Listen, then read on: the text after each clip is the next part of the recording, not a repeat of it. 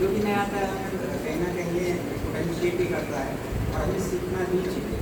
तो सबसे पहले तो आपको ढेरों शुभकामनाएं हमारे इस अंतर्राष्ट्रीय दिवस की। दूसरा 2-3 चीज़ें मैं ज़रूर आपसे चाहूँगा, क्योंकि मुझे भी लगा जब हम एक दूसरे के साथ शेयर कर रहे थे इग्नाइटिंग कैंडल, एक अजीब सी फीलिंग आ रही थी कि वो कंसंट्रेशन जो उस समय बन रहा था वो बड़ी रेयर ओकेजन होती है जब वो बनता है। तो आई थिंक आपने भी वो क्षण कहीं ना कहीं महसूस किया होगा। मेरा अनुरोध रहेगा, ये जो शब्द होते हैं निस्वार्थ सेवा भाव, दृढ़ संकल्प और ऐसे ऐसे जो श्रद्धा और ये सुनने में बड़े अच्छे लगते हैं, बट इन सारे शब्दों को जब हमें कागज पे लिख के एक बोलता है दूसरे दोहराता है तो एक संकल्प के रूप में सामने आता है ना। तो एक कॉमन आपका जो वर्जन है ये स्टेटमेंट और संकल्प, बस इतना ही अंतर होता है कि ये जो हमने पढ़ा है इसमें एक उद्देश्य छिपा है। बाकी तो किताब तो हम पढ़ते ही हैं, किताब का हर पन्ना हमारा शब्द नहीं हो सकता है। शब्द का मतलब है कि उन वाक्यों में कहीं ना कहीं कोई उद्देश्य छिपा है। तो हम लोग अपने अपने जितना भी हमारी सोचने की शक्ति होती है, समझने की शक्ति होती है, उसके अनुसार उसका अनुसरण करते हैं।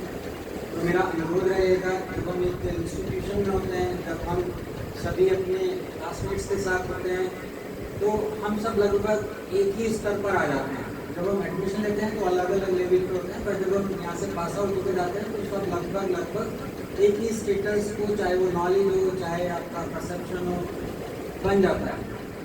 मुझे उम्मीद है फैकल्टीज़ आपके साथ मेहनत कर रही होंगी और आपके पुराने साथियों ने बताया होगा, मैंने भी आना कम शुरू कर दिया है क्योंकि मुझे लगा है कि अब आप लोग ग्रो कर रहे हैं और एक इंडिपेंडेंट ग्रोथ का जो मतलब होता है वो उससे कहीं अधिक होता है जो एक शेल्टर्ड ग्रोथ है। तो आप अच्छे से पढ़ें। मुझे बताया गया है कि आपका आज से क्लिनिकल भी शुरू हो जाएगा, तो मैं प्रयास करूँगा कि जो भी मैं आपका सहयोग कर सकूँ उसमें, ताकि आप एक अच्छा क्लिनिकल रिओरिएंटेशन का जो आपने पढ़ा है उसको प्रैक्टिस कर आसानी से जान सकें। मुझे मैं इसलिए कह रहा हूँ, जब भी मैं इस समारोह में आता हूँ मुझे हमेशा मेरी पैटर्न याद आ जाती है। उन्होंने पहली बार मुझे इंजेक्शन लगाना सीखा, तो मैं हमेशा उनका रेडी रहूँगा। आप भी कहीं ना कहीं किसी न किसी रूप में एक दूसरे के प्रति भूमिका का निर्वहन कर सकते हैं। आप आगे बढ़ें और जहाँ भी आप पहुँचें, जिनको भी आप अपनी प्रोफेशनल सर्विसेज दें, वो ये जानने में ज़रूर उत्सुक हो कि आपने अपना प्रोफेशनल एजुकेशन कहाँ से लिया।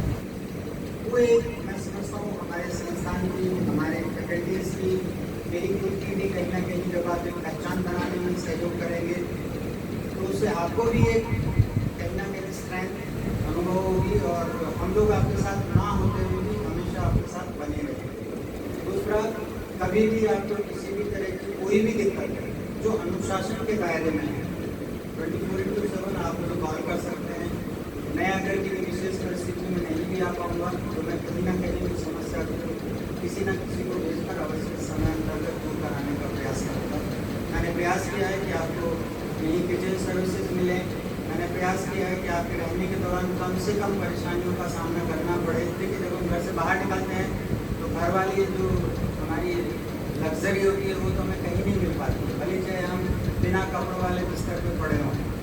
यहाँ जब आप रहते हैं तो कहीं ना कहीं आप कुछ समझौता करने के बाद भी आसानी से रह पाएंगे। तो हम सभी लोग एक दूसरे का सहयोग करते हुए, चाहे वो रहन सहन को लेकर हो, पठन पाठन को लेकर हो, या आपके व्यावसायिक शिक्षण को लेकर हो, या जब आप क्लिनिकल साइड में जाएंगे हो सकता है आप में से कुछ मेडिसिन साइड में जाए, कोई पीडियाट्रिक साइड में जाए, कोई सर्जरी साइड में जाए, कोई आपका गाइनिक साइड में जाए।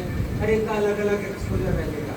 तो शाम को जब आप आएँ तो नॉलेज शेयरिंग करें, ताकि जब आपकी वार्ड चेंज हो तो आप और उम्दा प्रदर्शन कर सकें। एक अनुरोध मेरा हमेशा रहता है, जब आप इन प्रोफेशनल कॉलेज में रह रहे होते हैं, पढ़ रहे होते हैं, तो आपकी गर्दन हमेशा नीचे होनी चाहिए, क्योंकि आप हमेशा सीखते हैं।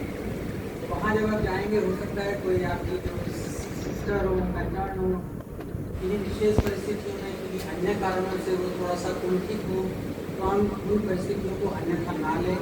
आप अपने कार्य करने के दौरान कहीं इस भावना से ग्रसित हो तो उसको भूल जाएँ, क्योंकि मैंने सिर्फ इतना ही सुना है कि बोलना बहुत सरल है, सुनना उससे भी कठिन है, और सुनने के बाद समझना तो और भी कठिन है। तो जितना कठिन से कठिन परिस्थितियों को आप अपने इस एजुकेशनल करियर में लेंगे उतना ही आगे बढ़ेंगे। और किसी भी आपने अपने शपथ में भी कहा है और जो घोषिका ने उन्होंने भी कहा है कि जो परेशान होते हैं, जो रोते हुए होते हैं, उनके चेहरे पर जब तक मुस्कान में आ जाए तब तक आपको अपने सुकून नहीं। तो प्लीज़ आप लोग अपनी संकल्प को, आप लोग अपने